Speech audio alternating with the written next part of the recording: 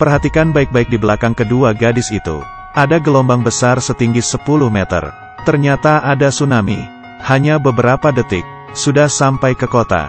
Tapi yang lebih menakutkan adalah, 3 menit yang lalu, mobil yang membawa buaya Afrika raksasa, mengemudi di jalan menuju Chinatown. Tapi di tengah-tengah jalan, mobil itu dihentikan oleh penduduk. Pria yang keluar dari mobil ini adalah pemeran utamanya. Dia bekerja untuk properti di Savo. Karena kondisi yang keras untuk pembongkaran, penduduk itu menghentikan mereka. Dan yang memimpin adalah putri penjual jahe tua. Saat sekelompok orang berteriak dengan berisik, tiba-tiba ada gempa. Kawanan burung terbang melewatinya, berbalik badan dan melihat bahwa ada tsunami setinggi puluhan meter. Dan sekarang sudah terlambat untuk lari. Sekelompok orang ditelan oleh tsunami dalam sekejap. Setelah tsunami terjadi, kota ini menjadi lautan. Buayanya juga lari dari kandang ini. Wanita yang sedang menggendong bayi itu tidak memperhatikan. Menjadi makanan buaya. Setelah kelompok Lao Jiang melihatnya, mereka hanya bisa diam saja dan tidak bisa bernapas. Tapi saat ini, bawahan Lao Jiang secara tidak sengaja membuat suara. Dengan ini, buaya itu berhasil menemukan yang lain. Saat panik, semua orang bersembunyi di supermarket. Tapi tas dari pria berbaju putih itu terikat di sepeda. Tidak peduli bagaimanapun orang-orang memanggilnya, dia masih ingin mendapatkan tas itu kembali. Detik selanjutnya, beberapa orang hanya bersembunyi di supermarket untuk sementara waktu. Xiaohu Asma. Untungnya pria berkacamata itu adalah seorang dokter. Mengajarkan Xiaohu untuk mengatur napasnya untuk sementara waktu. Tapi ini bukan solusi jangka panjang. Cara terbaik adalah pergi ke kliniknya untuk mendapatkan obatnya. Tapi saat ini buaya itu masih berada di luar dan tidak bisa keluar sama sekali. Saat mereka kebingungan, Paman Le, pemilik supermarket tiba-tiba berpikir, dapat naik ke klinik lewat saluran ventilasi. Pria berwajah panjang dan dokter itu pergi untuk mendapatkan obat. Pria ini bertanggung jawab untuk menyambungkan saluran ventilasi. Saat waktu bersamaan, penasihat itu menemui Savo, meminta agar lebih banyak orang dikirim untuk menyelamatkan di daerah yang terkena bencana. Tapi Savo sangat serakah untuk kepentingannya sendiri.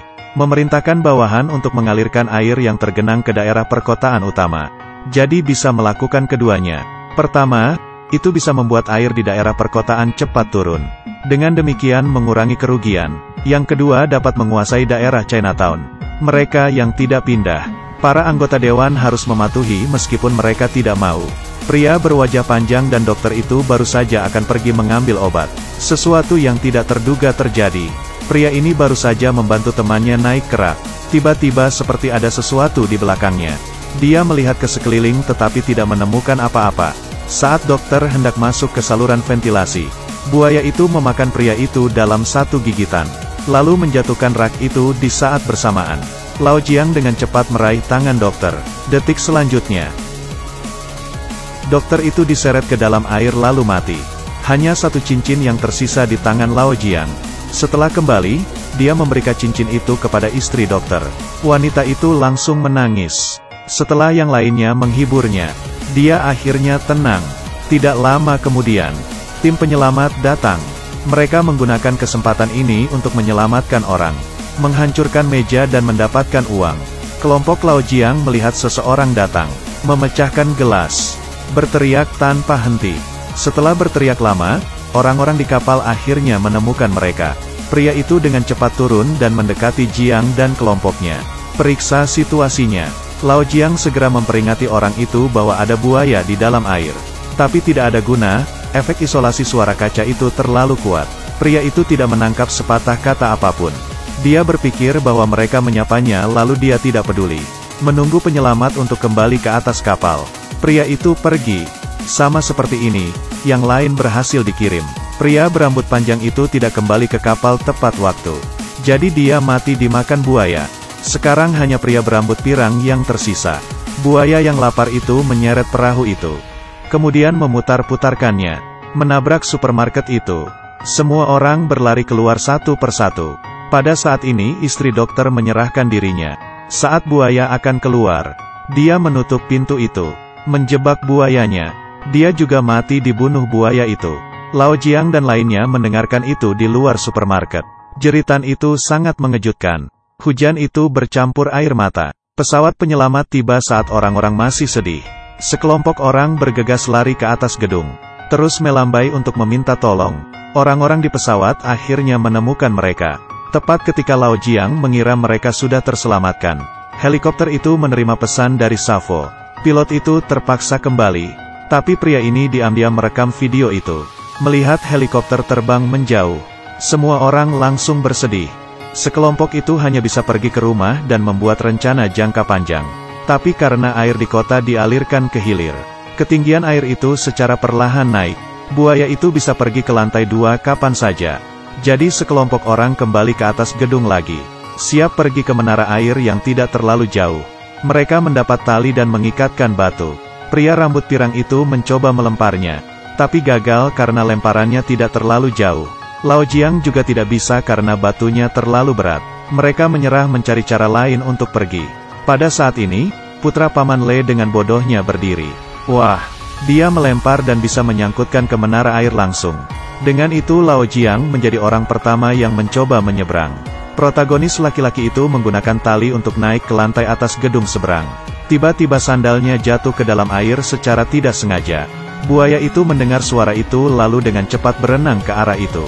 Lao Jiang menyesuaikan kembali, akhirnya sampai ke puncak menara air. Dia memperbaiki talinya terlebih dahulu, melambai-lambai agar orang-orang datang. Ini giliran pria pirang ini, tapi dihentikan oleh Paman Le. Dia menyuruh Xiao Hu untuk menyeberang dulu, tapi di tengah-tengah, buaya di dalam air itu mengaum. Xiao Hu tiba-tiba panik melihat buaya itu. Pria pirang ini tidak sabar. Saat Paman Le tidak melihat, dia menaiki tali itu. Tapi tali itu tidak dapat menahan mereka berdua. Talinya langsung terputus dalam sekejap. Pria pirang itu langsung jatuh ke air. Untungnya Paman Le bereaksi dengan cepat dan meraih tali itu. Keduanya bekerja sama untuk menarik Xiao Hu ke atas. Pria pirang itu tidak beruntung, menjadi makanan buaya. Xiao Hu mengambil kesempatan itu untuk memanjat. Untuk Paman Le, karena talinya tidak cukup panjang, satu orang harus tertinggal untuk menarik tali. Paman Le mengambil kesempatan untuk hidupnya, membiarkan anaknya yang bodoh lewat. Ini adalah sepenuhnya menunjukkan kebesaran cinta seorang ayah. Paman Le menarik tali seperti ini. Lao Jiang naik selangkah demi selangkah. Akhirnya 3 orang berhasil naik ke titik tertinggi menara air. Tapi Paman Le terendam air lalu dia meninggal. Pada saat yang sama, video itu terungkap. Sejumlah wartawan berbondong-bondong, satu demi satu menanyakan kebenaran masalah ini. Anggota dewan terpaksa pergi ke Safo lagi, tapi Safo tidak memberinya wajah. Karena posisinya sebagai anggota dewan, Safo memilihnya. Anggota dewan hanya bisa pergi dengan marah, mengorganisir penyelamatannya sendiri. Dalam waktu singkat, pesawat menemukan lokasi kelompok Lao Jiang, memberikan tangga dengan lancar, tapi dengan 3 orang memanjat. Tiba-tiba helikopter bergetar. Ternyata buaya itu muncul lagi. Dia menggigit tangga itu dan berenang jauh. Beberapa orang dan helikopter diseret, jatuh ke air satu persatu. Ketika Lao Jiang bangun, dia sudah berada di ambulans. Dan Safo ada di sisinya. Lao Jiang langsung menanyakan di mana putrinya. Tapi Safo membuat syarat, ingin tahu keberadaan putrimu. Harus mengakui dan percaya. Kamu melakukan hal yang menunda peringatan tsunami. Supaya Lao Jiang kembali. Untuk mengetahui keberadaan putrinya, Lao Jiang harus setuju.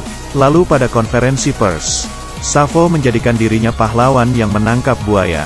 Tapi Lao Jiang menjadi orang yang bersalah. Tapi pada detik terakhir, Lao Jiang dengan tegas berbalik, dan memutar rekaman Safo yang mengancamnya. Safo menggunakan trik berbahaya saat dia melihat masalah besar itu terungkap. Melepaskan buaya dalam sangkar. Membuat kekacauan di sana untuk sementara. Orang-orang berlarian. Lao Jiang langsung menanyakan keberadaannya. Tapi Safo berkata bahwa dia satu-satunya yang selamat. Setelah berbicara tentang anggota kongres, dia membawa Safo pergi. Dan buaya itu masih mengejar manusia-manusia di jalan. Lao Jiang melihat buaya itu di depannya.